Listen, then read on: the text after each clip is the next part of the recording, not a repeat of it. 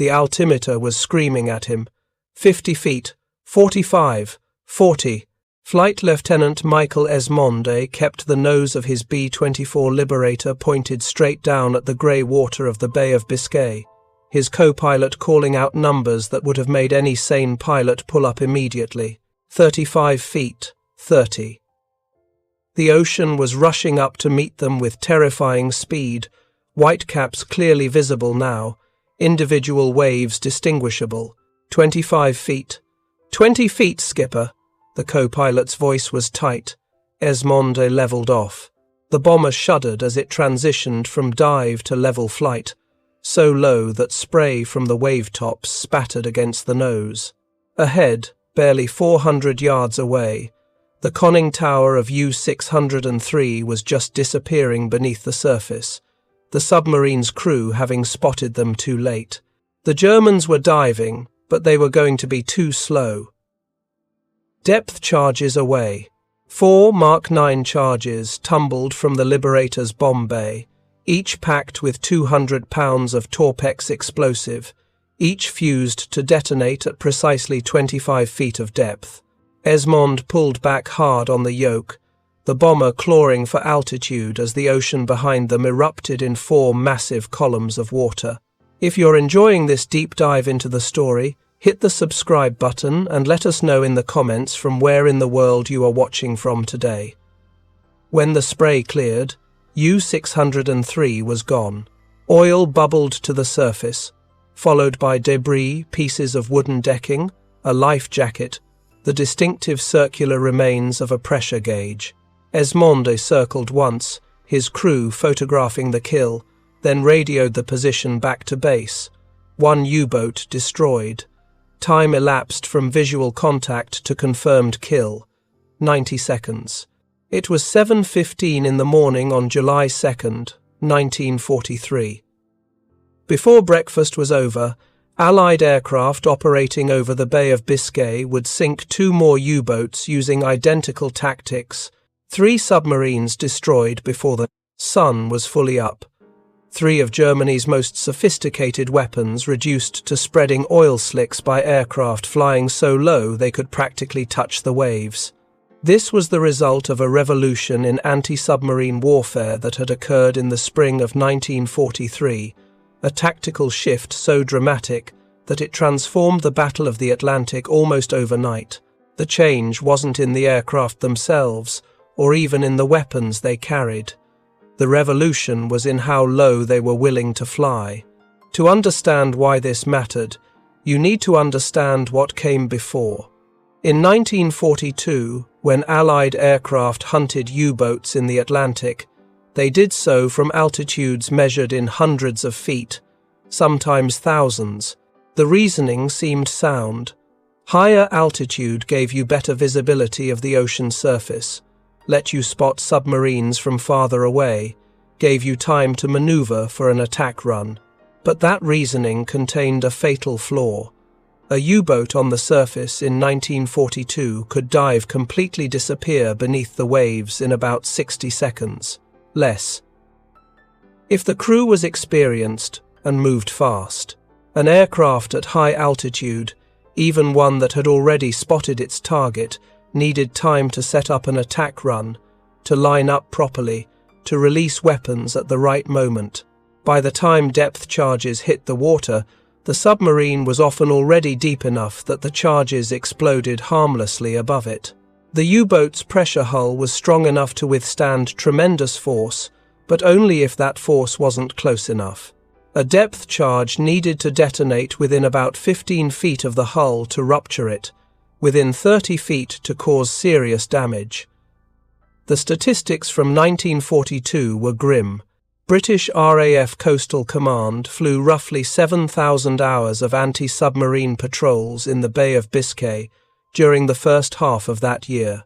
They lost aircraft at a rate of about 16 planes for every single U-boat actually sunk. 16 aircraft, 16 crews, 10 men per crew, 160 lives for one submarine. That ratio was unsustainable, and everyone knew it. The Germans were building U-boats faster than the Allies could sink them.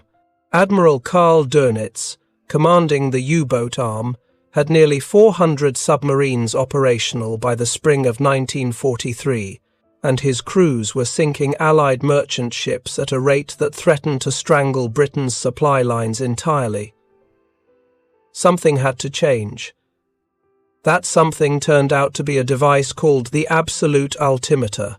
The absolute altimeter, developed in 1942 and standardized on U.S. Army Air Force's anti-submarine aircraft by early 1943, used modified microwave radar to determine an aircraft's exact altitude to within 10 feet. This replaced the barometric altimeters that pilots had been using, which were accurate enough for normal flight, but far too imprecise for the kind of flying that was about to be attempted. With the absolute altimeter, a pilot could know his exact height above the water at any moment, even in darkness, even in clouds, even when the waves made visual judgment impossible. And that meant a pilot could fly at 50 feet, or 30, or 20, if he had the nerve for it.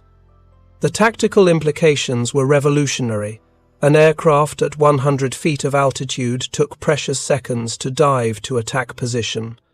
An aircraft already at 50 feet was in attack position. It appeared over the horizon with almost no warning at 50 feet. The radar horizon was only 9 miles and was on top of a surfaced submarine before the crew could react. More importantly, depth charges dropped from 50 feet had almost no time to sink horizontally away from their drop point. They fell nearly straight down. If you flew directly over the diving point of a submarine and released your charges from 50 feet, those charges would detonate right where the submarine was, at exactly the shallow depth where U-boats transited when crash diving. The shallow set depth charge was the second half of the equation. In 1942, depth charges were typically set to explode at 100 feet or deeper, on the assumption that submarines would have time to reach those depths before the charges arrived. But the first Sea Search Attack Group, established at Langley Field, Virginia, in June of 1942, developed effective depth charges with shallow fuse settings as shallow as 25 feet. Think about what this meant in practice. A U-boat on the surface, suddenly spotting an aircraft, would immediately initiate a crash dive. The crew would tumble down the conning tower hatch. Someone would hit the alarm. The dive tanks would begin flooding. In 60 seconds, maybe less, the submarine would be submerged, but it would only be at periscope depth, maybe 30 or 40 feet down, still descending toward the safe depths where pressure would absorb the shock of explosions. And at that exact moment, depth charges set for 25 feet would detonate right next to the hull. The combination of low-altitude attack and shallow-set depth charges was devastating. Submarines that had survived hundreds of depth charge attacks from surface vessels, attacks where the charges exploded at 100 or 200 feet, where accumulated damage was the only real threat, were being cracked open by 4 or 5 charges exploding at precisely the depth where their hulls were most vulnerable. The Germans didn't understand what was happening at first. U-boat crews who survived these attacks, and there weren't many survivors, reported being hit almost instantly after spotting aircraft. No time to dive, no time to maneuver, just the sudden appearance of a plane at wave-top level, the splash of depth charges, and then the crushing pressure of water entering the hull through ruptured seams. German intelligence officers tried to make sense of the reports. How were Allied aircraft appearing with so little warning? Were they using some new kind of radar? Some improved detection equipment? The truth was simpler and more terrifying. The aircraft were flying so low that they were below the effective radar horizon until they were right on top of you. The Bay of Biscay became a killing ground. This body of water, which U-boats had to cross to reach their bases in France from the Atlantic hunting grounds, had always been dangerous. Allied aircraft patrolled it constantly, knowing that every submarine entering or leaving the Atlantic had to pass through. But in the summer of 1943, it became what German submariners called the Valley of Death. The offensive began in earnest in April with Operation Durange. 75 long-range aircraft, mostly B-24 Liberators, equipped with the new centimetric radar and absolute altimeters, began flying coordinated patrols over known U-boat transit routes. They flew in all weather, day and night, maintaining a barrier that every submarine had to attempt to cross. The results were immediate and catastrophic for the Germans. In May, 5 U-boats were sunk in the bay. Another 7 were forced to abort their patrols due to damage. In June, 4 more were destroyed and 6 severely damaged. And then came July. July of 1943 was the month when the new tactics truly vindicated themselves. RAF Coastal Command's No. 19 Group, operating from bases in southwestern England, sank 11 U-boats in the Bay of Biscay during that single month. 11 submarines, 1/3 of all Allied submarine kills worldwide during July, destroyed in a single theatre of operations. The tactics were brutally simple. Aircraft would patrol at 50 feet, using radar to sweep for surfaced submarines. When a contact appeared, the pilot would immediately turn toward it and accelerate, closing the distance before the U-boat could dive. The submarine's lookouts, scanning the horizon for aircraft, often didn't spot the attacker until it was within a mile or two, at which point it was already too late. Flight Lieutenant Ramsden of RAF 220 Squadron demonstrated the technique on February 3rd. Flying a B-17 Fortress at 50 feet through a gap in the clouds, he spotted U-265 on the surface 4 miles from a convoy. Positioning his aircraft with the sun behind it, Ramsden dove from 50 feet, diving meant dropping to perhaps 30, and caught the U-boat crew completely unaware. 7 depth charges released from 50 feet. The submarine shattered instantly, going down with all 46 crew members. Total time from visual sighting to submarine destroyed, less than 2 minutes. 4 days later, another 220 Squadron Fortress caught U-624 on the surface, while the submarine was transmitting a lengthy radio report. The crew was so focused on communications that they never saw the aircraft until depth charges were already in the water. U-624 went down with all hands. The German response, when it came, revealed how thoroughly the Allies had gotten inside their enemy's head. Dönitz ordered U-boats to transit the Bay of Biscay in groups, travelling on the surface in formation so they could provide mutual anti-aircraft fire. The theory was sound. If submarines stayed on the surface and fought back instead of diving, their combined firepower might drive off attacking aircraft. It was a measure of desperation. U-boats were designed to hide beneath the waves, not to fight surface battles with aircraft. Their anti-aircraft guns, typically a single 20mm cannon, and perhaps 1 or 2 machine guns, were woefully inadequate against aircraft that could attack from any angle, that could afford to take some hits, that kept coming even when damaged. The first U-boat group formation was spotted by Flight Sergeant Anderson flying a Liberator on June 28th. 3 submarines travelling in a tight V formation, their guns manned and ready. Made his attack run anyway, coming in low and fast. The concentrated fire from 3 submarines tore into his aircraft, hitting it multiple times, but Anderson held his course and released his depth charges over the lead boat.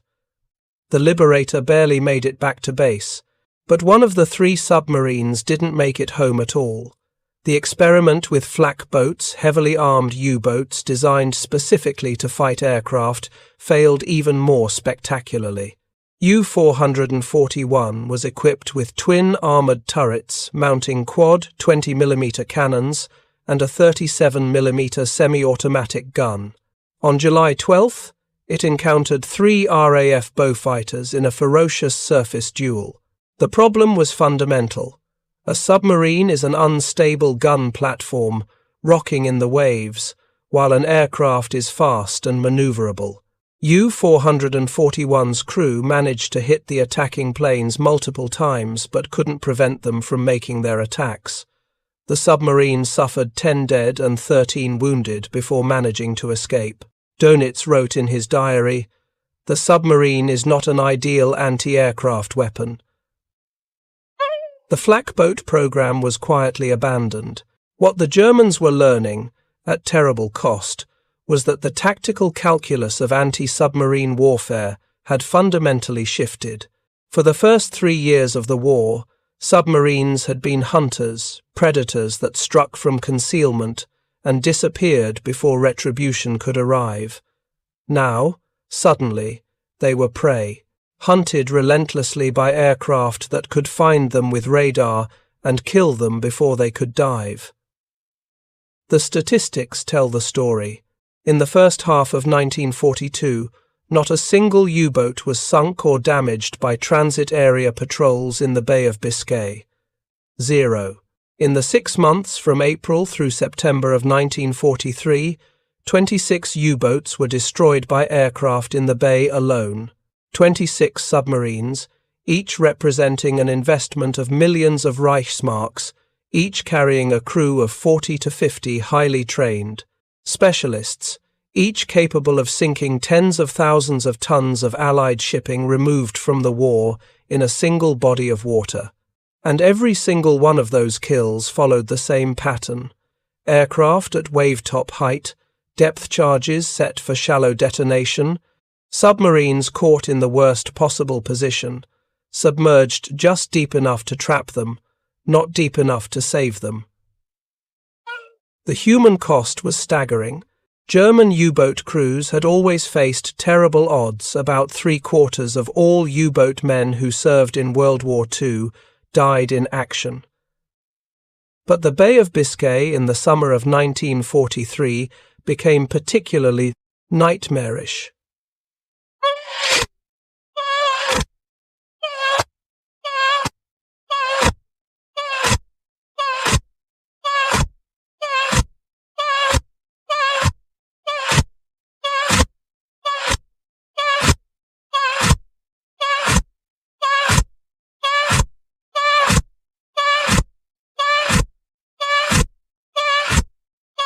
Knowing that radar you would post lookouts, men who stood on the conning tower scanning the horizon for the telltale speck that meant death was incoming. And then, with no warning, an aircraft would appear not high in the sky where you expected it, but right on the wave tops, already in its attack run, already releasing depth charges. You'd hear the alarm, feel the deck lurch as the boat began emergency dive procedures, and then, if you were lucky, nothing. The charges would miss, or malfunction, or you'd get deep enough in time. If you weren't lucky, the pressure hull would rupture. Water would flood in with the force of an explosion. The boat would lose trim and sink like a stone, its crew trapped inside as it plummeted toward the bottom of the bay, 3,000 feet down into darkness and crushing pressure. Very few German submariners survived these attacks. When depth charges detonated within 15 feet of a diving submarine's hull, there were typically no survivors at all. The boat would simply disappear, leaving perhaps an oil slick, perhaps some debris, perhaps nothing. If you find this story engaging, please take a moment to subscribe and enable notifications. It helps us continue producing in-depth content like this. Korvettenkapitän Hans Ludwig Witt, commander of U-159, kept a diary during his submarine's final patrol in July of 1943. The entries, recovered years later from German naval archives, provide a window into what it was like to face these new tactics. July 15th. Sighted aircraft at dawn. Dove immediately. Depth charges very close. some damage to electrical systems. Continuing patrol, but crew is nervous. July 17th. Another aircraft attack. This one came from nowhere. Lookouts saw nothing until bombs were already falling. How are they finding us? How are they getting so close? July 24th. Witt's final entry. Aircraft everywhere. Cannot stay surfaced for more than minutes at a time. Battery nearly depleted. Must surface to charge. God help us. U-159 was sunk that afternoon by a US Navy PBY Catalina flying at 75 feet. The entire crew was lost. The psychological impact of these attacks went beyond the immediate casualties.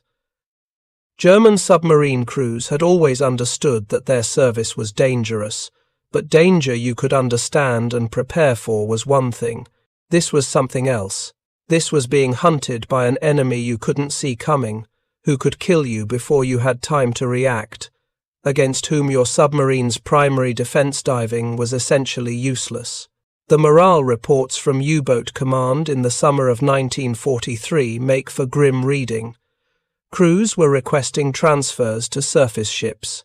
Men were developing what would later be recognized as combat fatigue or post-traumatic stress, physical symptoms of terror that appeared after repeated near misses. Some U-boats returned to base with crews that simply refused to go back out. Admiral Dönitz faced an impossible situation. His submarines were being destroyed faster than they could be replaced, but Hitler demanded that U-boat operations continue at all costs. The Führer's reasoning was coldly pragmatic. Even if U-boats sank fewer ships, they forced the Allies to maintain massive anti-submarine forces, destroyers, aircraft, escort carriers that might otherwise be bombing German cities or preparing for an invasion of Europe. So the submarines kept sailing, and the aircraft kept flying at 50 feet, and the oil slicks kept appearing on the surface of the Bay of Biscay. The turning point came in May of 1943, in a battle that had nothing to do with the Bay of Biscay but everything to do with these same tactics. Convoy ONS-5, consisting of 43 merchant ships escorted by 16 warships, was attacked by a wolf pack of 30 U-boats in the North Atlantic. It should have been a massacre of merchant shipping. Instead, it became a massacre of submarines. 6 U-boats were sunk by escorts or Allied aircraft. The merchantmen reached the protection of land-based air cover aircraft flying at low altitude with shallow-set depth charges, and Dönitz was forced to call off the attack. 2 weeks later, Convoy SC-130 destroyed at least 3 U-boats and damaged at least 1 more, for no merchant ship losses at all. On May 24, 1943, Dönitz made the most significant admission of the war. We had lost the Battle of the Atlantic. The numbers from May tell the story. 43 U-boats destroyed. 43. That represented 25% of the operational U-boat force wiped out in a single month. The Allies lost 58 ships in the same period, tragic for the merchant seamen involved, but strategically acceptable. The equation had reversed. Germany was losing submarines faster than new ones could be trained and deployed. The hunters had become the hunted. The low-altitude tactics were only part of this reversal, but they were a crucial part. The mid-Atlantic air gap, the area beyond the range of land-based aircraft where U-boats had operated with relative impunity, was closing as long-range B-24. Liberators were transferred from the Pacific. These aircraft, equipped with absolute altimeters and radar, could now patrol areas that had previously been safe hunting grounds for submarines, and everywhere they patrolled, they flew low. 50 feet became standard. Some pilots, the truly fearless or reckless ones, flew at 30 feet. A few accounts mention aircraft at 20 feet, close enough that the backwash from their propellers left visible tracks on the water. Squadron leader Bullock of the RAF demonstrated what this meant in practice when he caught U-boat U-134 on the surface in August. His attack, made from 40 feet, was so sudden that the German crew had no time to man their anti-aircraft guns. The submarine was destroyed so quickly that it left no survivors, just debris and an oil slick that marked where 48 men had died in the space of seconds. The American contribution to this campaign deserves particular attention. When the U.S. Army Air Forces began serious anti-submarine operations in early 1943, they brought with them not just aircraft and weapons, but a willingness to experiment with aggressive tactics. The 1st Sea Search Attack Group at Langley Field had developed and tested the low-altitude approach extensively, working out the optimal altitude, the best depth charge settings, the ideal attack profiles. American pilots took to low-altitude flying with enthusiasm that sometimes bordered on recklessness. 1 U.S. Navy report from the period notes dryly that crews have been cautioned against flying below 30 feet, except in cases of absolute necessity. The fact that such a caution was necessary tells you everything about how aggressively American pilots were prosecuting their attacks. Between February and August of 1943, U.S. aircraft operating in the Atlantic and Caribbean sank 13 U-boats. Every single kill involved low-altitude attack with shallow-set depth charges. The success rate was so dramatic that it forced a complete rethinking of anti-submarine doctrine. But success came at a cost. The Allies lost aircraft too. Flying at 50 feet left no margin for error. An engine failure, a moment of inattention, a sudden wind gust, any of these could send an aircraft into the water. Some pilots, pushing the limits of low-altitude flight, pushed too far. Others were shot down by U-boat anti-aircraft fire, their low altitude giving them no room to maneuver when hit. The statistics are sobering. During their time in England, U.S. Army Air Forces anti-submarine squadrons lost 12 planes and 102 men due to enemy action, accidents, or causes unknown. Navy patrol bomber losses over the bay amounted to 16 aircraft and 157 crewmen. But in return, those American sub-hunters received credit for sinking 13 U-boats, 13 submarines that would never sink another merchant ship, never threaten another convoy. When you consider that a single U-boat could sink tens of thousands of tons of shipping over its operational life, the exchange ratio becomes clearer. Losing 1 aircraft and 10 men to destroy a submarine and its 48-man crew, along with millions of Reichsmarks worth of equipment and the cargo capacity to threaten Atlantic convoys, that was an exchange the Allies could afford to make. The Germans couldn't match it. They were losing submarines, losing trained crews, losing the ability to interdict Allied shipping, and they had no effective counter. The flak boats had failed. Group tactics had failed. Staying submerged used up battery power and prevented submarines from reaching their patrol areas. The Bay of Biscay had become essentially impassable during daylight hours. By August of 1943, Dönitz was forced to order all U-boats to transit the bay submerged at night when possible, surfacing only when absolutely necessary to charge batteries, and even then, only for the minimum time required. This drastically reduced the operational efficiency of the submarine fleet. Boats that should have been hunting convoys in the Atlantic were instead crawling through the Bay of Biscay at slow speeds, underwater, trying not to be detected. The psychological warfare aspect of the campaign shouldn't be underestimated. German U-boat crews knew that Allied aircraft were out there, waiting. They knew that surfacing, even for a few minutes, might mean death. This created a constant state of tension that wore down crews before they even reached their operational areas. One German submariner, interviewed after the war, described the experience. "We called it the gauntlet. You had to run the gauntlet through Biscay before you could even begin your patrol. And you knew that many boats never made it through. You'd hear the radio silence from boats that should have reported their position. You'd see the gaps in the formation when you reached the rendezvous point, and you'd know aircraft got them. Flying so low, you couldn't see them coming, dropping charges set so shallow you couldn't dive deep enough to escape." The technological arms race continued throughout 1943 and into 44. Germans developed the Schnorchel, a breathing tube that allowed submarines to run their diesel engines while remaining submerged at periscope depth.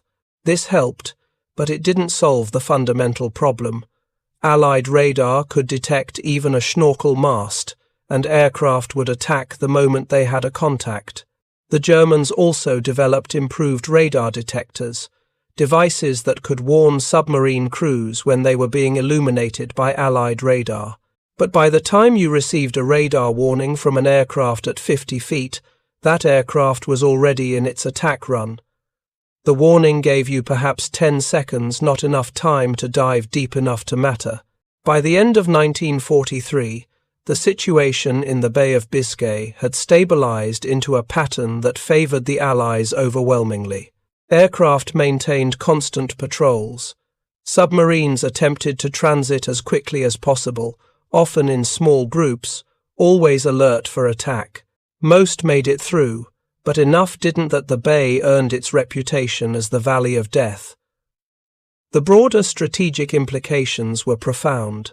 With U-boats forced to spend more time hiding and less time hunting, Allied convoy losses dropped dramatically. From March through September of 1943, the period when these new tactics were being perfected and deployed, German submarines sank progressively fewer merchant ships each month, while their own losses climbed steadily. The crossover point came in May. That was the month when more U-boats were sunk than merchant ships. The month when the Battle of the Atlantic, which Winston Churchill later called "the only thing that really frightened me during the war," effectively ended as a strategic threat to Britain. The low-altitude tactics weren't the only factor in this victory. Improved radar, better depth charges using Torpex explosive instead of TNT, increased numbers of escort vessels, the breaking of German Enigma codes, long-range aircraft closing the mid-Atlantic gap, escort carriers providing air cover for convoys, all of these contributed. But the tactical innovation of flying at 50 feet and using shallow-set depth charges was the thread that connected many of these advantages. You could have the best radar in the world, but if you attacked from high altitude, the submarine had time to dive deep. You could have the most powerful depth charges ever developed, but if they detonated at 100 feet while the submarine was at 200 feet, they did nothing. The combination of low altitude and shallow settings turned all the other technological advantages into actual kills. By the time the war in Europe ended in May of 1945, the U-boat threat had been so thoroughly neutralized that Allied ships could cross the Atlantic with minimal escort. Submarines still operated, still occasionally sank ships, but they did so at such cost to themselves that Dönitz's force was effectively impotent. The final statistics are telling. Of the roughly 40,000 men who served in German U-boats during World War II, approximately 30,000 died in action.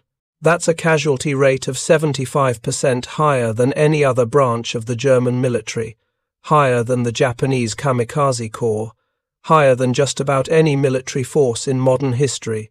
Those men died in steel tubes at the bottom of the ocean, crushed by water pressure or drowned in darkness, victims of depth charges that gave them no time to escape, no chance to fight back.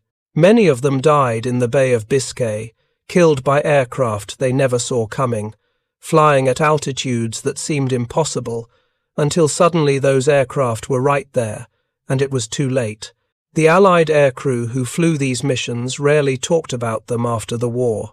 Flying at 50 feet over the ocean for hours at a time, knowing that one mistake would send you into the water, knowing that submarine crews would shoot back if they had time, knowing that your equipment could fail, or the weather could turn, or any of 100 things could go wrong, it was exhausting, terrifying work. Flight Lieutenant Esmond, who we met at the beginning of this story, flew 42 anti-submarine patrols over the Bay of Biscay between April and September of 1943. He was credited with 2 confirmed U-boat kills and participated in the attacks that damaged or sank 4 more.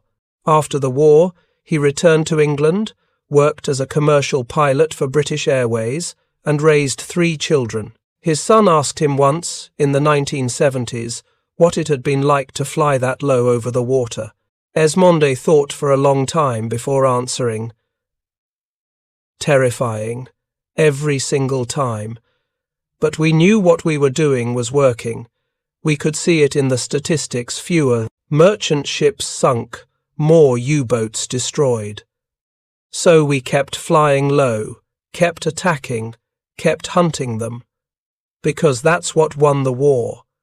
Not fancy tactics or brilliant strategy, just doing the job day after day at 50 feet over the Atlantic until there weren't any submarines left to hunt.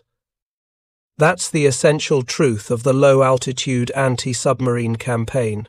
It wasn't sophisticated, it wasn't elegant, it was brutal, grinding, dangerous work that asked pilots to fly at altitudes that seemed suicidal, to make attacks that left no margin for error, to repeat the process day after day until the enemy simply couldn't continue. But it worked. The Germans mocked American aircraft in the early years of the war, called them crude, unimpressive compared to Luftwaffe designs. They thought American pilots were reckless cowboys with no understanding of proper tactics. They were wrong on both counts, but especially about the tactics. American pilots understood exactly what they were doing when they flew at 50 feet. They understood the risks. They understood that they were trading altitude, which meant safety, which meant time to react to problems, for effectiveness. They understood that depth charges dropped from 50 feet were exponentially more likely to kill submarines than depth charges dropped from 500 feet. And they were willing to make that trade, because the alternative was losing the Battle of the Atlantic. So they flew low, they sank submarines. And before breakfast on July 2nd, 1943, 3 U-boats went to the bottom of the Bay of Biscay, victims of a tactical innovation that seemed simple in retrospect but required enormous courage to implement. The legacy of these tactics extends beyond World War II. Modern anti-submarine warfare still uses low-altitude approaches, though now it's helicopters hovering at 100 feet rather than fixed-wing aircraft skimming the waves. The principle remains the same. Get close, attack fast, give the submarine no time to evade. The men who flew those missions, both American and British, both aircrew and the submarine crews they hunted, understood that they were fighting a different kind of battle. Not armies clashing on fields, not fleets exchanging broadsides, but aircraft and submarines playing a deadly game of hide-and-seek across millions of square miles of ocean. The aircraft won that game by changing the rules, by flying so low that submarines couldn't see them coming, by attacking so fast that diving provided no escape. 3 U-boats sunk before breakfast wasn't unusual by the summer of 1943. It was just another morning in the Bay of Biscay, another day of aircraft at 50 feet and depth charges set for 25, another day of oil slicks marking where submarines used to be. The Germans had mocked the crude American tactics. They'd laughed at pilots who flew too low and too aggressively. They stopped laughing when those tactics started sinking submarines faster than Germany could replace them. By then, it was too late to adapt, too late to find a counter, too late to do anything except keep sending submarines out and hope that maybe, somehow, some of them would make it through the gauntlet. Most didn't. The Bay of Biscay became a graveyard for U-boats, and the innovation that made it so was as simple as it was terrifying. Fly at 100 feet. No. Fly at 50. No. Lower still. Fly so low that spray hits your windscreen. Fly so low that the submarine lookouts can't spot you until you're already attacking. Fly low enough to win. And they did. Thank you for watching. For more detailed historical breakdowns, check out the other videos on your screen now, and don't forget to subscribe. December 22nd, 1944. Deep in the forests of the Ardennes, a captured American ammunition depot sat unguarded. German engineers pried open wooden crates, cataloguing the contents with methodical precision. Artillery shells, standard American munitions. Nothing unusual. They marked them for future use and moved on. Inside those crates were 20,000 proximity fuses, the most revolutionary weapons technology of World War II. A device so advanced that German scientists had declared it physically impossible, and they never even looked. This is the story of how America's invisible weapon shattered not just Hitler's vengeance campaign, but the very foundations of German technological confidence. It's about the moment when German officers finally saw what had been destroying their forces for months and realized they were facing an enemy that had leapt a decade ahead in a single innovation.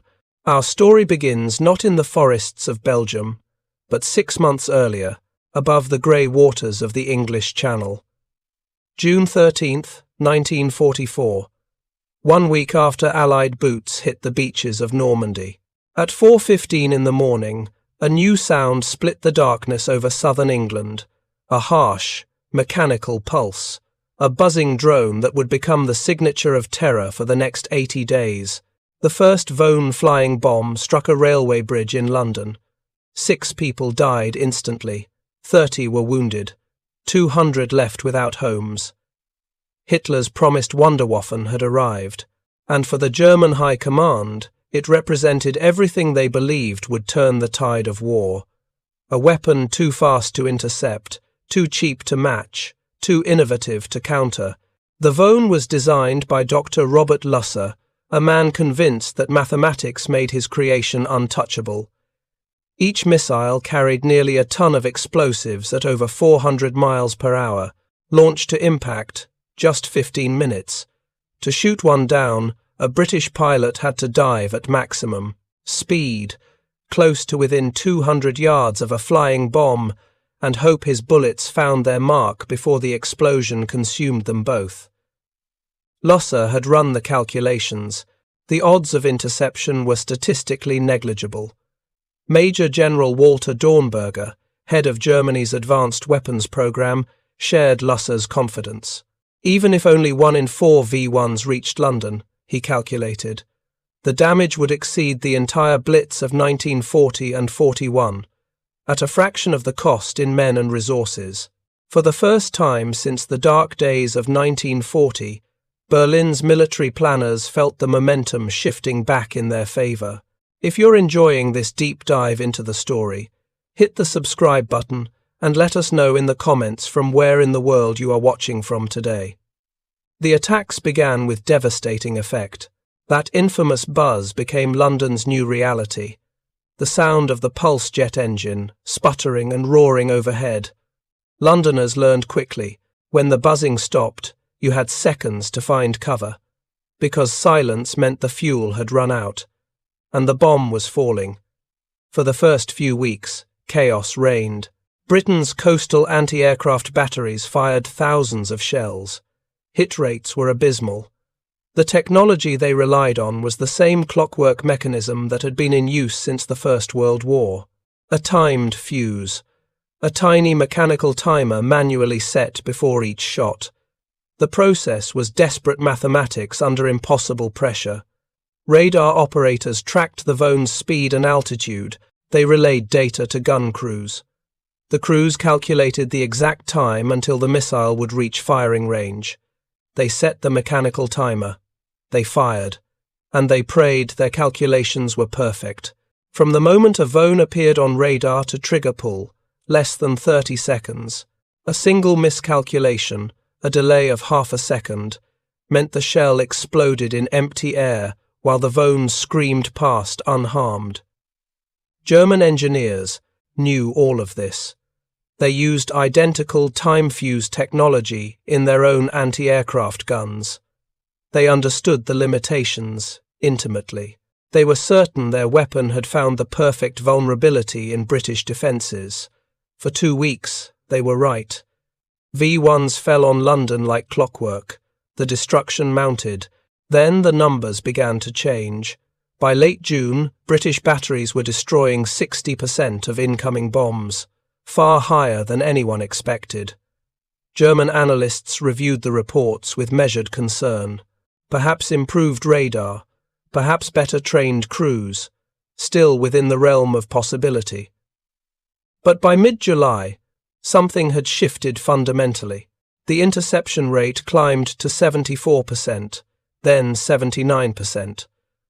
On one day, in late August, 82% of all V-1s launched were destroyed before reaching their targets. German observers began filing reports that made no sense.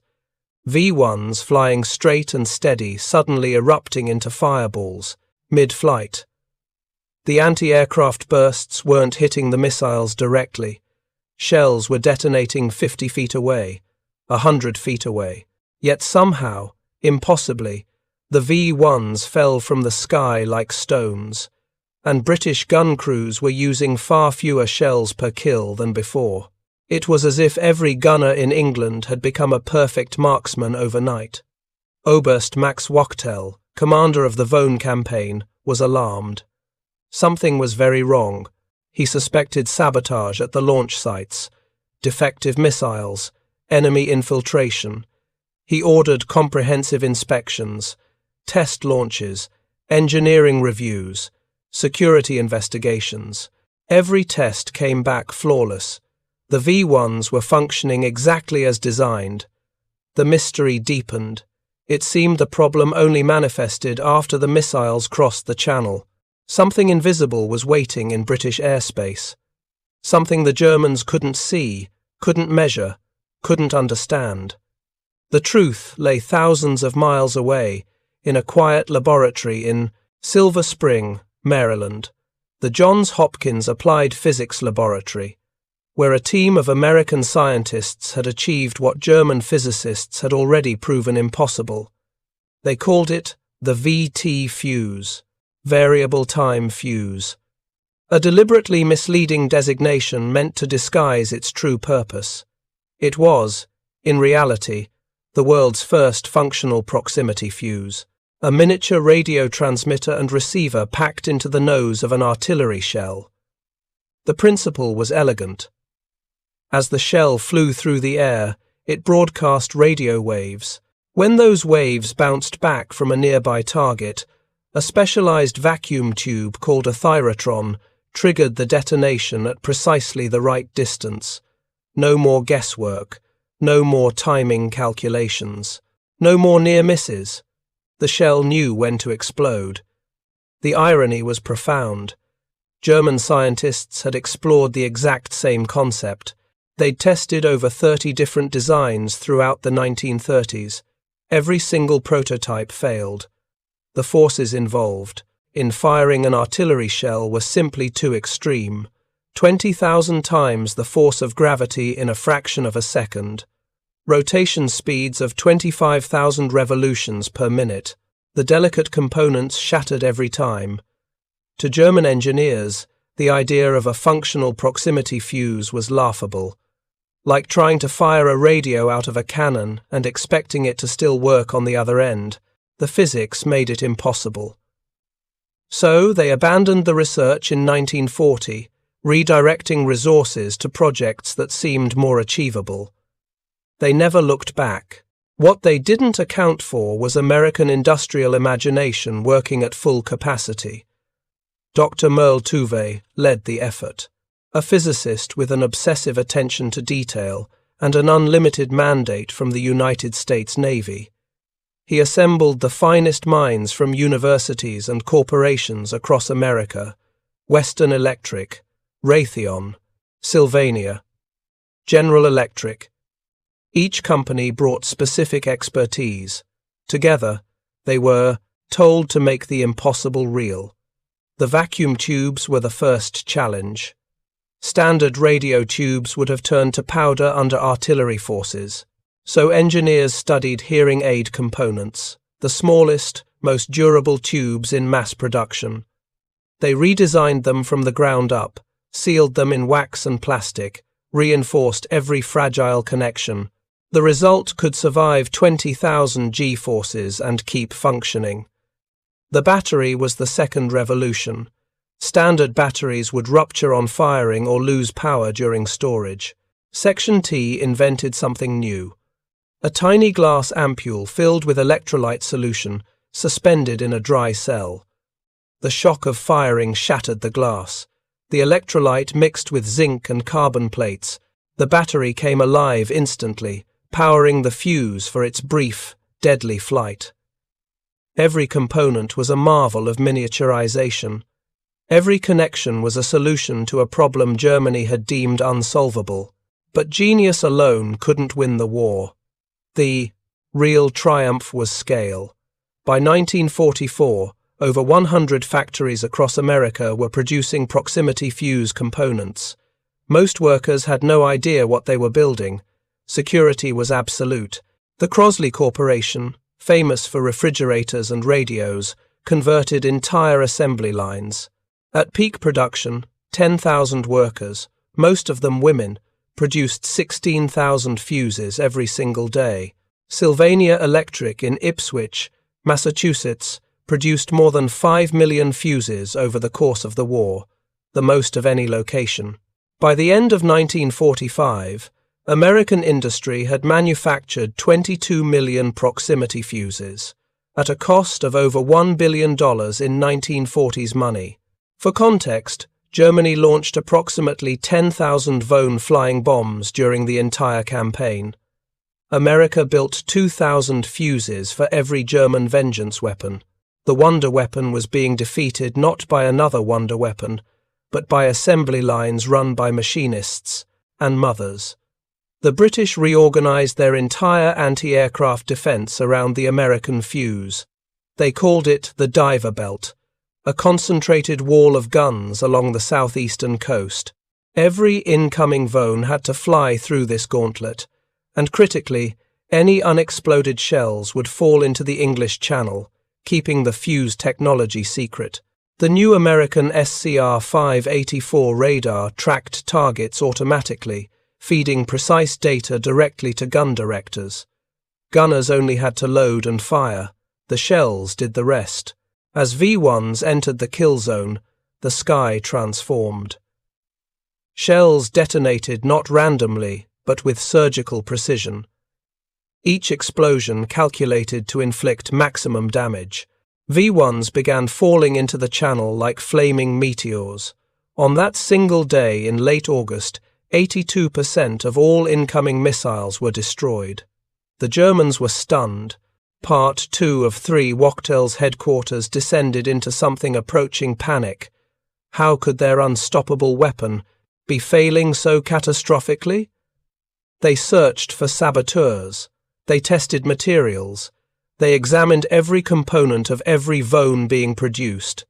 Everything checked out perfectly. The missiles were flawless. The launch mechanisms worked exactly as designed, which left them facing an impossible conclusion. The Allies had somehow perfected a weapon that German science had proven couldn't exist. They tried everything: night launches to blind radar operators, high-altitude trajectories to confuse tracking, treetop-level approaches to exploit radar blind spots, massive coordinated waves to overwhelm the defenses. Nothing worked. The invisible shield held. The Von offensive was dying, and German engineers couldn't understand why. Then came December 16, 1944. The Ardennes forest erupted with the largest German offensive on the Western Front since 1940, the Battle of the Bulge. German armour smashed through American lines in the pre-dawn darkness. Entire units were cut off, surrounded, overrun. Among the captured positions was an American ammunition depot, a sprawling supply dump filled with artillery shells. German engineers arrived to catalogue the contents. Standard procedure. They opened crate after crate of American munitions. 105mm shells, 155mm shells, all marked with standard designations. They noticed something slightly unusual. Some of the fuses looked different from standard American time fuses, slightly larger, more complex, but not enough to warrant special attention. These were busy men in the middle of the largest battle of the war. They logged the fuses as captured American ordnance and moved on. 20,000 proximity fuses sat in those crates, the secret weapon that had destroyed the Vosne campaign, the technology that would soon devastate German infantry across the Bulge. And they never examined them, because their own scientists had already concluded that such a device was impossible. When you know something can't exist, you don't see it, even when it's sitting right in front of you. Back in Washington, American intelligence learned of the capture within 48 hours. The response was immediate. Dr. Winfield Salisbury, an engineer with Section T, was already working on a fuse jammer, a radio transmitter designed to interfere with proximity fuses in case the Germans captured one and developed countermeasures. Suddenly, his theoretical project became urgent. 200 jammers were constructed in 2 weeks. They were installed in American bombers operating over Europe, ready to protect Allied aircraft from a German proximity fuse that would never come. Meanwhile, General Dwight Eisenhower made a fateful decision.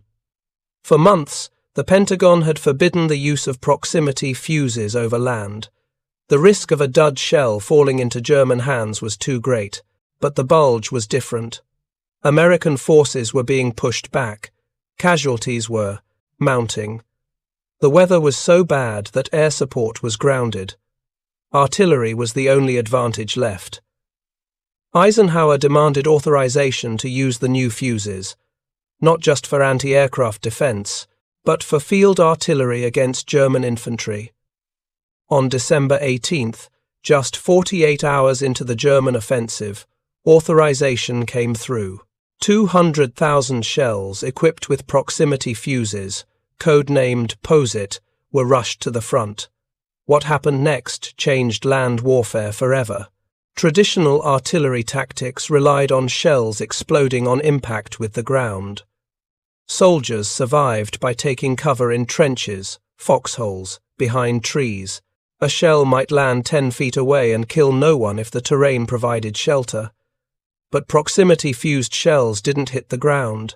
They exploded 20 to 50 feet in the air, directly above the target. Shrapnel rained down from above. There was no cover, no shelter, nowhere to hide. German soldiers caught in the open were shredded. Those in foxholes found the walls they dug for protection were useless against fragments falling from the sky. Log-reinforced bunkers that could withstand direct hits were penetrated by the downward spray of metal. General George Patton's Third Army caught a German battalion attempting to cross the Sauer River. A single artillery concentration with proximity fuses killed 702 men. By actual count, Patton wrote to the War Department immediately, quote, "The new shell with the funny fuse is devastating. I think that when all armies get this shell, we will have to devise some new method of warfare. I am glad that you all thought of it first." German units began refusing orders. Soldiers wouldn't leave their bunkers during American artillery attacks. One German prisoner, interrogated after the battle, described the shells as quick, powerful bursts, for which there was simply no defense. Some historians suggest this caused a minor mutiny. Men who had fought through years of war suddenly faced a weapon that made courage irrelevant. If you were in the open, when American artillery opened fire, you died. No amount of training or bravery could save you. If you find this story engaging, please take a moment to subscribe and enable notifications. It helps us continue producing in-depth content like this. The Germans felt safe from timed artillery fire because they thought the terrible weather would prevent accurate observation. They were wrong. The proximity fuses didn't need observation. They didn't need perfect calculations. They just needed to get close. And American artillery was very, very good at getting close. Over the 3 months, from the Battle of the Bulge to the crossing of the Rhine, proximity-fused anti-aircraft fire alone brought down over 1,000 German aircraft. The Luftwaffe, already decimated, couldn't afford those losses. But still, the Germans didn't understand what they were facing. They captured duds. They found unexploded shells. They examined the fuses and saw something more complex than a time fuse. But because their best minds had already concluded radio proximity fuses were impossible, they never made the connection. They assumed the Americans had simply perfected their timing mechanisms. Better radar, better calculations, nothing fundamentally new. The war in Europe ended on May 8, 1945. As Allied forces swept across Germany, intelligence teams followed closely behind. Their mission was to locate German scientists and engineers, to understand what weapons had been in development, to assess how close Germany had come to matching Allied technology. One of their priority targets was Reichsmarschall Hermann Göring, Hitler's designated successor, former commander of the Luftwaffe, a man who had overseen Germany's entire air defense network. On May 10, 1945, just 2 days after Germany's surrender, American officers sat down with Göring for interrogation. General Karl Spaatz, commander of strategic air forces in Europe, asked the questions. The conversation covered many topics: German jet aircraft, radar development, strategic planning. Then Spaatz asked something specific. Quote, "Have you any knowledge of a proximity fuse?" The room went quiet. Göring paused. Then he responded that Germany had been developing one. He claimed it would have been ready for production in 3 or 4 months. The American officers exchanged glances. 3 or 4 months. The war had been over for 2 days. If Göring was telling the truth, and if Germany had somehow managed to deploy proximity fuses in their anti-aircraft guns, the air campaign over Germany might have become unsustainable. Every historian who has studied the interrogation notes the same thing. Göring had no idea the Americans had been using proximity fuses for over 2 years. He thought he was boasting about German innovation that had nearly succeeded. He didn't realize he was describing a weapon the Allies had already built 22 million times. More interrogations followed. German scientists, artillery commanders, anti-aircraft specialists. The pattern was consistent. Most had heard rumors of an American superweapon. Some had noticed the devastating effectiveness of Allied artillery during the Bulge. A few had even suspected some kind of improved fuse technology, but none of them had grasped the full scope of what they'd been facing. When Allied intelligence officers finally showed them captured American proximity fuses, the reaction was uniform: disbelief, followed by careful examination, followed by stunned silence. German engineers couldn't understand how the vacuum tubes survived firing. They couldn't comprehend how the battery system worked. They couldn't fathom the miniaturization required to fit all the components into such a small space. One engineer reportedly held a fuse in his hands, examining it from every angle, and simply said, "This should not be possible." They'd been working on the same concept for over a decade. They'd tested dozens of designs. They'd consulted with the best physicists in Germany, and they'd concluded it couldn't be done. Now they were holding proof that it could, and that they were years behind. The true scale of the American achievement became clear when German officers learned the production numbers: 22 million fuses, produced by over 100 factories, involving scores of universities and research institutions, all in absolute secrecy, all while fighting a global war on two fronts. Germany had tried to win through precision engineering, a few elite scientists working on wonder weapons. America had won through collaboration and scale. Thousands of engineers, tens of thousands of workers, millions of components, all working toward a single goal. Dr. Merle Tuve, when asked after the war about the success of the proximity fuse project, attributed it to something uniquely American: open collaboration.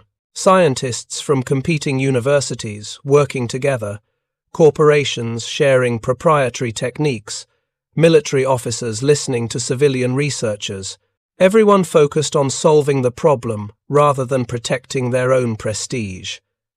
It stood in stark contrast to the rigid hierarchy of Nazi Germany, where innovation was crushed by bureaucracy and paranoia.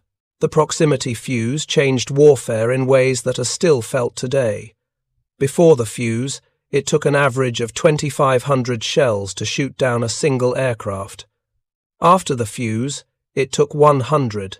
Before the fuse, field artillery required careful observation and mathematical precision. After the fuse, near misses became kills. The device didn't just improve existing weapons, it fundamentally changed tactics. Admiral Arleigh Burke, who commanded destroyers in the Pacific, described watching Japanese aircraft fall from the sky as proximity-fused shells exploded around them. Quote, "Those fuses knocked down enemy planes by the dozens. In the defense of the carrier task forces, where kamikaze attacks threatened to sink American ships, the proximity fuse was credited with increasing the effectiveness of 5-inch anti-aircraft guns by 7 times. 7 times more lethal with a single innovation. Against the V-1s, the impact was even more dramatic. From June to August 1944, Germany launched 9,300 flying bombs at Britain. By the end of August, 79% were being destroyed by anti-aircraft fire. Without the proximity fuse, that number would have been closer to 20%. Thousands more civilians would have died. The psychological impact on British morale would have been catastrophic. London was saved not by a miracle, but by miniaturized vacuum tubes and glass batteries invented in a Maryland laboratory. The secret was finally revealed to the public in August 1945. The United States War Department held a press conference. They described the proximity fuse as one of the most important weapons of World War II, second only to the atomic bomb in its impact on the war's outcome. Newspapers ran stories about the billion-dollar secret, about the women in factories who had assembled millions of fuses without knowing what they were building, about the scientists who had solved the impossible problem. The world learned what German scientists were only beginning to understand. America hadn't just matched German innovation. They'd leapt ahead. For German officers, the revelation was a moment of profound clarity and profound humiliation. They had spent years believing in the superiority of German engineering, the precision of German science, the inevitable triumph of German innovation. They had built wonder weapons: the Vone flying bomb, the V-2 rocket, the Messerschmitt 262 jet fighter, each one a technological marvel, each one a symbol of German ingenuity. And all of them had been systematically defeated or rendered irrelevant by Allied technology they had never even known existed. The proximity fuse represented something more devastating than a lost battle. It represented a lost paradigm. Germany had placed its faith in quality over quantity. Elite scientists working in isolation on revolutionary weapons, a few perfect solutions that would turn the tide of war. The proximity fuse proved that approach had failed. America had won through mass collaboration and industrial scale. Not one brilliant invention, but millions of good enough miracles produced fast enough to matter. General Frederick Pyle, commander of Britain's anti-aircraft command, put it plainly in his post-war assessment, quote, "The little electronic device saved London. Not sacrifice. Not British determination. A device no bigger than a man's hand, designed by American scientists, manufactured by American workers, and deployed at a scale Germany could never match. The Von campaign, which was supposed to break British morale and force a negotiated peace, had been systematically dismantled by a weapon Germany didn't know existed. The psychological impact on German military thinking cannot be overstated. For decades, German officers had been trained to believe in the superiority of German technical education, the excellence of German universities, the precision of German manufacturing. They had started World War II with technological advantages in nearly every category: better tanks, better aircraft, better tactics, better training. By 1945, they were examining American proximity fuses and realizing they weren't even in the same decade of development. One German scientist, whose name was not recorded in the interrogation reports, reportedly said something that captured the entire shift. Quote, "We thought we were fighting tactics and production. We didn't realize we were fighting an entirely different approach to problem solving. Germany had approached the war as a series of purses, technical challenges to be solved by experts. America had approached it as a series of production problems to be solved by collaboration and scale. The fuse's legacy extended far beyond World War II. It became the foundation for every guided munition developed since. Modern anti-aircraft missiles, smart bombs, fire-and-forget weapons. All of them trace their lineage back to that first miniaturized radio transmitter packed into a 5-inch shell. The principle that a weapon could sense its target and adjust its own behavior revolutionized military thinking. The era of dumb munitions was over. The era of intelligent weapons had begun. But perhaps the most important legacy was what the proximity fuse revealed about American innovation. It wasn't the work of one genius. It wasn't a single breakthrough moment. It was thousands of people working together. Scientists from Johns Hopkins and Carnegie Institution, engineers from Western Electric and Raytheon, machinists from Crosley and Sylvania, women on assembly lines in Ipswich, Massachusetts, and Cincinnati, Ohio. Each person contributing one small piece to a solution no one person could have achieved alone. Dr. Tuve reflected on this after the war. He said the Germans had better individual scientists, more advanced theoretical physics, more prestigious universities, but they couldn't collaborate the way Americans could. Nazi ideology demanded hierarchy. It demanded that credit flow upward to leaders. It demanded secrecy even among allies. American scientists, by contrast, shared everything. They argued. They debated. They stole each other's ideas and made them better. And they did it all while working with military officers who were willing to listen to civilians with better solutions. The captured German ammunition depot in the Ardennes became symbolic of the entire dynamic. 20,000 proximity fuses, the most sophisticated weapons technology in the world, sitting in crates, unexamined, because the Germans already knew such a thing was impossible. And when you know something is impossible, you stop looking for it, even when the evidence is right in front of you, even when your soldiers are dying because of it, even when your wonder weapons are falling from the sky because of it. That's the irony that defined Germany's technological defeat.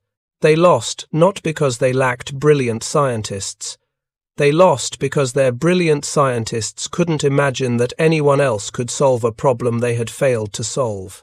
They lost because they trusted their own expertise more than they trusted observable reality. They lost because they built a system where admitting you might be wrong was more dangerous than being wrong. On that day in late August 1944, When 82% of Hitler's vengeance weapons fell into the English Channel, the nature of warfare changed forever. The proximity fuse wasn't just a weapon, it was a philosophy made physical. The philosophy that said the right answer wasn't the most elegant answer, it was the answer that worked. That could be built by the millions, that could be deployed at scale, that could be improved through collaboration rather than isolated genius. General Patton had been right. When all armies got proximity fuses, warfare would have to change, but he didn't realize the full scope of what he was saying. It wasn't just that the fuses were devastating. It was that they represented a new way of thinking about problems, a way that favored iteration over perfection, production over precision, collaboration over hierarchy. America didn't just build a better fuse. America built a better system for building better fuses. The German officers who examined American proximity fuses after the war were looking at more than an electronic device. They were looking at a mirror, and what they saw reflected back was an uncomfortable truth. They had built their entire war strategy on the assumption that German engineering was superior, that wonder weapons would triumph over mass production, that a few brilliant solutions could defeat an army of good enough innovations. The proximity fuse proved every single assumption wrong. Vannevar Bush, who oversaw the entire American research effort during the war, credited the proximity fuse with 3 decisive impacts. It protected the carrier task forces in the Pacific from kamikaze attacks, allowing the Navy to push toward Japan. It neutralized the Vosne attacks on England, preserving British morale and London's industrial capacity.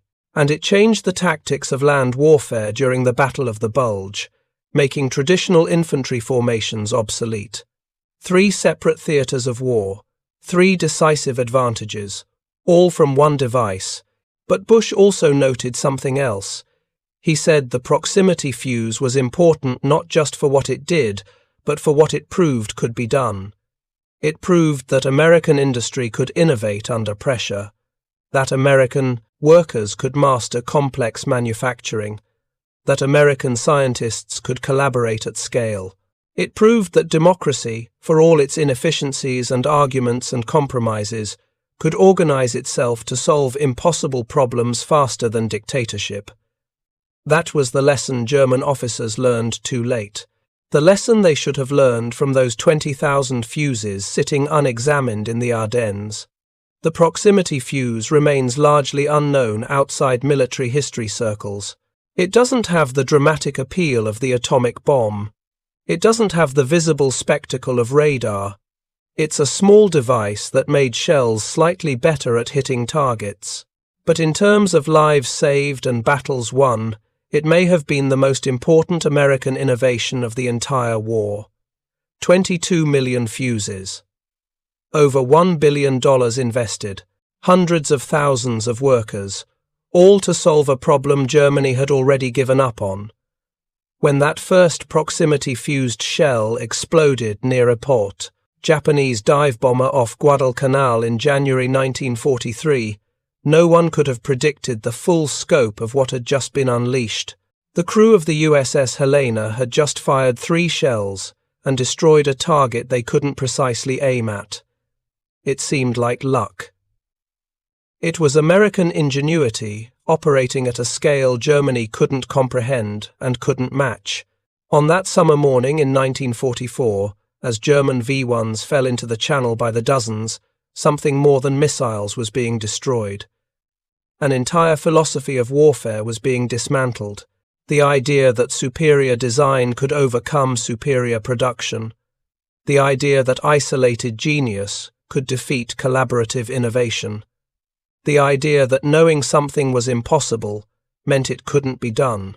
The proximity fuse proved all of those ideas wrong, and in doing so, it changed not just how wars would be fought, but how problems would be solved for generations to come. The German officers who said this changes everything, after seeing the proximity fuse, were more right than they knew. It did change everything.